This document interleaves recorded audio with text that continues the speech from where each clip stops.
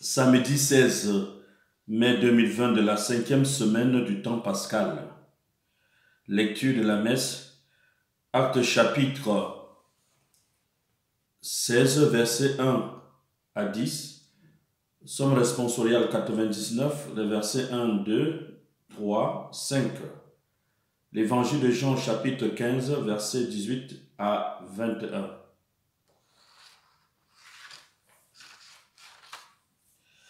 Par le baptême, vous avez été mis au tombeau avec le Christ, avec lui vous avez été ressuscités, parce que vous avez cru en la force de Dieu, qui a ressuscité le Christ d'entre les morts. Alléluia. Au nom du Père, et du Fils, et du Saint-Esprit. Amen. Évangile de Jésus-Christ selon saint Jean. Gloire à toi, Seigneur. En ce temps-là, Jésus disait à ses disciples, « Si le monde a de la haine contre vous, sachez qu'il en a eu d'abord contre moi. Si vous apparteniez au monde, le monde aimerait ce qui est à lui. Mais vous n'appartenez pas au monde, puisque je vous ai choisi en vous prenant dans le monde. Voilà pourquoi le monde a de la haine contre vous. Rappelez-vous la parole que je vous ai dite. Un serviteur n'est pas plus grand que son maître.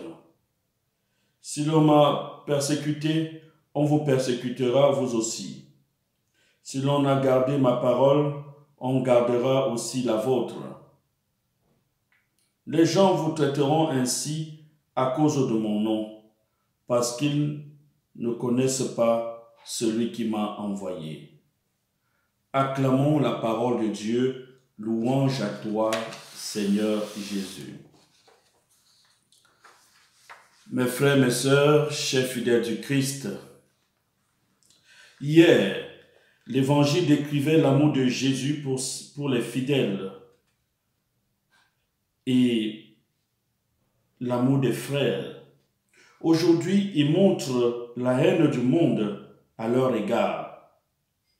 La haine du monde à l'égard des disciples est d'actualité.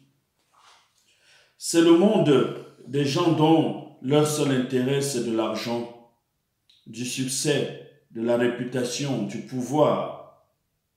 Ils se sont fait remarquer et se font remarquer uniquement dans ce qu'ils possèdent, ce qu'ils connaissent, et aussi dans leur capacité à exploiter les autres et la terre à leur profit exclusif. Ils sont prêts à tout et à tous les prix pour atteindre leur but. Le monde a de la haine contre Jésus parce qu'il dénonce ce qu'il y a de mauvais dans le monde, ses manières de penser, la cupidité, de l'égoïsme, de la suffisance, de la domination, de la corruption, de l'exclusion. Cette même haine atteint les fidèles du Christ parce qu'ils sont porteurs de la parole de Jésus qui est contraire à ce qui se vit dans le monde. En effet, la vie chrétienne, c'est la lutte constante contre le mal et le péché qui est à l'intérieur de chaque homme et dans le monde. Si l'on m'a persécuté, on vous persécutera vous aussi. Si l'on a gardé ma parole, on gardera aussi la vôtre. Bien-aimés de Dieu, être disciple de Jésus signifie parfois faire des choix difficiles. Sommes-nous prêts à être considérés comme des chrétiens? Oui, sommes-nous prêts à faire ce choix difficile? Il s'agit pour nous aujourd'hui d'être des témoins de l'amour en proclamant et en vivant les paroles du Christ. Paroles de pardon des ennemis, d'amour de l'étranger, de bonheur promis aux affamés de justice et aux artisans de paix. Notre secours est dans le nom du Seigneur qui a fait le ciel et la terre. Enfants confiants, disons au Père, notre Père qui es aux cieux, que ton nom soit sanctifié, que ton règne vienne, que ta volonté soit faite sur la terre comme au ciel. Donne-nous aujourd'hui notre pain de ce jour.